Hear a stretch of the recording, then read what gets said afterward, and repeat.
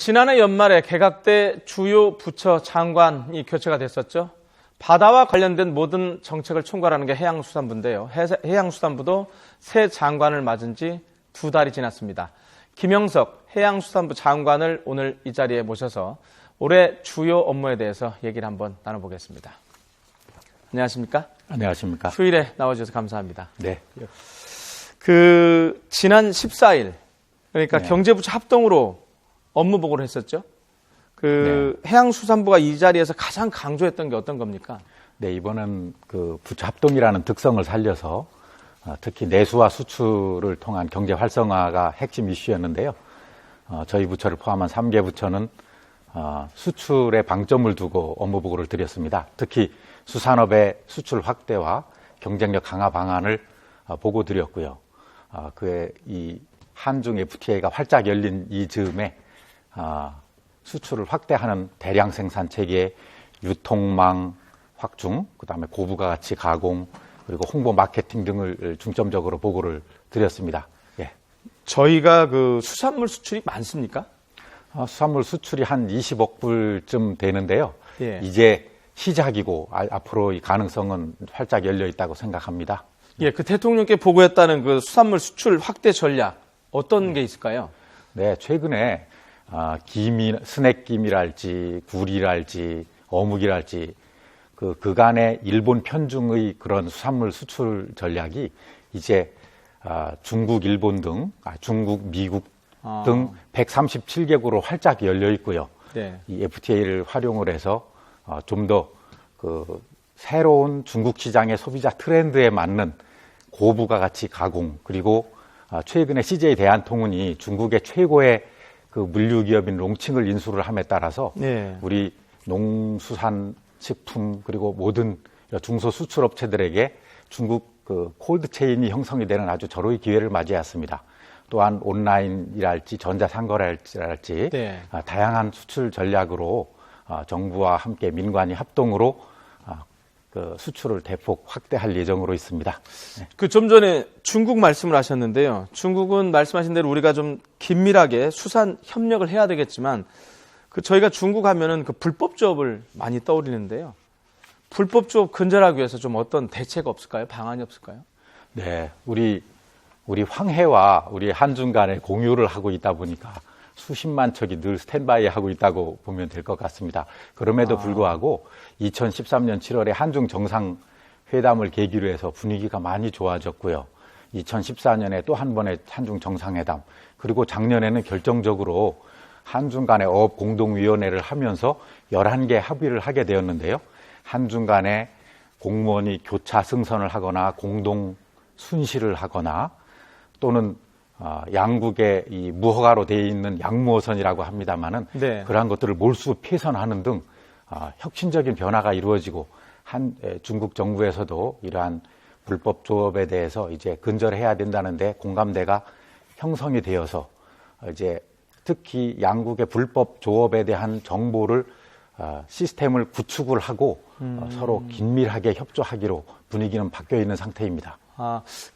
예전에는 이 단속을 해양경비안전본부, 해경이었죠? 해경에서 했었는데 그게 해수부에서 관할했는데 지금도 그대로 합니까, 계속? 네, 이 국민안전처로 넘어간 해양경비안전본부와 네. 우리 해양수산부 하에에 있는 어업지도관리단이 있습니다. 네. 그래서 공조해서 대응을 하고 있습니다. 그 업무가 국민안전처로 넘어갔다는 거죠, 해경 업무가?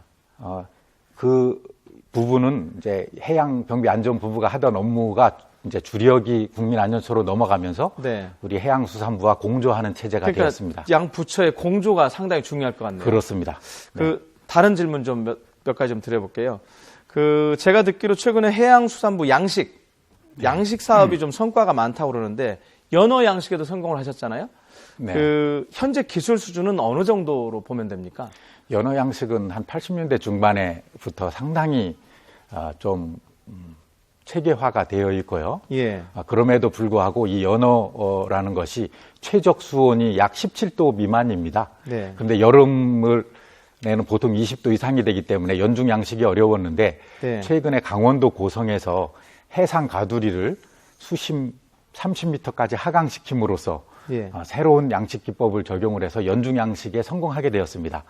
특히 금년에는 이 STF라는 그 회사에서 상업 출하를 약 700여 톤을 하게 되고 중국에도 마켓 테스트를 할 예정으로 있습니다.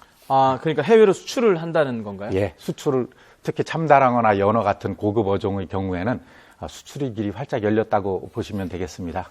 그러니까 그 강원도 고성에서 좀 전에 개발한 것도 네. 해외로 수출을 한다는 거죠. 바로 그렇습니다. 바로 상업 출하 예정으로 있습니다.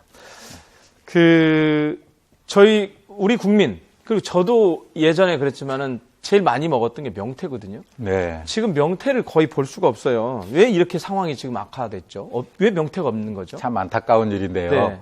우리 스스로를 돌아보지 않을 수 없습니다. 대개 예. 27cm 미만의 네. 그러한 작은 옛날 노가리라고 하죠. 예. 너무 남획을 많이 한 점이 안타까운 일이고요. 기후변화보다는 너무 많이 잡아서 그렇다는 건가요? 그것이 가장 큰 원인이라고 보아야 될 것 같고요. 두 번째는 역시 해수면이 상승도 되고 온도도 높아져서 네. 기본적으로 물의 흐름, 물때가 바뀌고 네. 먹이 사슬이 변화된 것도 중요한 원인 중에 하나입니다. 그렇군. 그러니까 기후변화, 그 다음에 너무 많이 남획한 남획. 것이, 이것이 네. 저 명태가 없어진 것 같다는데, 네. 요즘 그 해수부에서 명태 치어, 그러니까 작은 고기를 방류 행사를 했다고 하는데요. 네.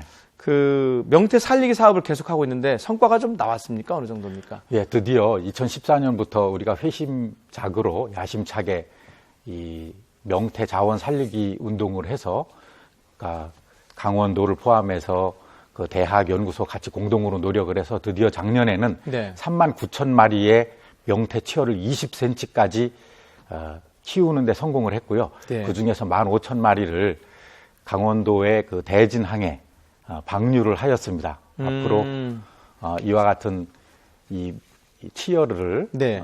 육상 양식뿐만 아니라 네. 그 끊임없이 향후 한 5년 내지 10년간 이렇게 대량 방류하게 되면은 네.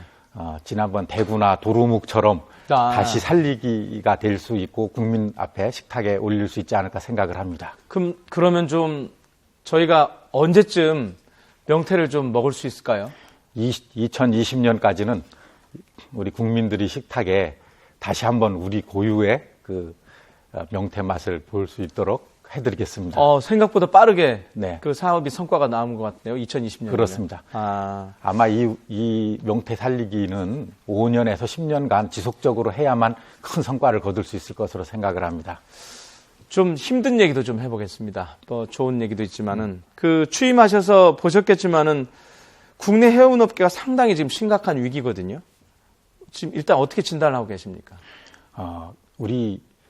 우리나라만의 그 문제는 아니고요. 전 세계적인 문제란 근 말씀이시죠. 60년 동안 네. 이 경제 성장이 좀 둔화하고 해운이 장기 불황을 지금 두 번째 겪고 있는 가장 큰 불황인데요. 예. 무려 8년간 장기 불황이 지속되면서 전 세계적인 글로벌 선사들도 전부 구조조정과 M&A가 심하게 진행되고 있고요.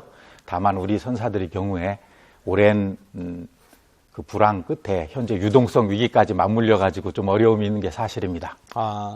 그 전 세계적인 상황이라서 좀 대응책 마련이 그렇게 쉽지는 않을 것 같은데 일단 대책이라든가 이런 걸 좀 염두에 두고 계신 게 있습니까? 그렇습니다.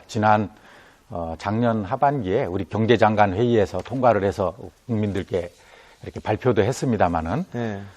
지금 글로벌 경쟁 와중에서도 그 초대형 선사들은 초대형 컨테이너 선박들을 확보를 하고 그야말로 이 치열한 그 무한 경쟁 체제로 들어가 있어서 네. 우리 정부 차원에서도 이런 초대형 선박들을 지원할 수 있도록 네. 그 선사들의 스스로의 자구 노력, 구조 조정과 함께 그 초대형 선박들을 지원할 수 있는 프로그램을 마련을 해서 예. 공조하고 있습니다. 예. 마지막 질문 하나 드릴게요. 자꾸 떠올리기 싫지만은 그 2014년에 일어났던 세월호 참사는 우리 사회에 큰 충격을 줬지 않습니까? 물론 취임하시기 전이지만은 그 이후에도 크고 작은 항만 사고가 계속해서 이어지고 있어요. 좀 이런 일이 나지 않도록 좀 철저하게 대비를 해야 될 것 같은데 어떻습니까? 네. 가슴 아픈 그런 세월호 사고 이후에 예. 우리 연안여객선 혁신관리 대책을 마련을 하였고요. 네. 그 사이에 많은 법령 제도가 바뀌어 있습니다만은 이제는 그 여객선뿐만 아니라 우리 바다와 강과 호수 그리고 여기서 떠 있는 모든 선박들, 특히 다중 이용 선박들에 대하여 네. 우리 특별한 혁신 대책을 지금 마련하고 있고, 무엇보다도 이 선박을 경영하는 선사 이 CEO들의 경영 마인드, 그리고 현장에서 작동하는 모든 그 바다 안전 문화가 근본적으로 바꿔야 될 것으로 생각을 합니다. 네네. 오늘 말씀 고맙습니다. 지금까지 김영석 해양수산부 장관님 모시고 올해 업무 보고에 대해서 말씀드렸습니다. 고맙습니다. 감사합니다.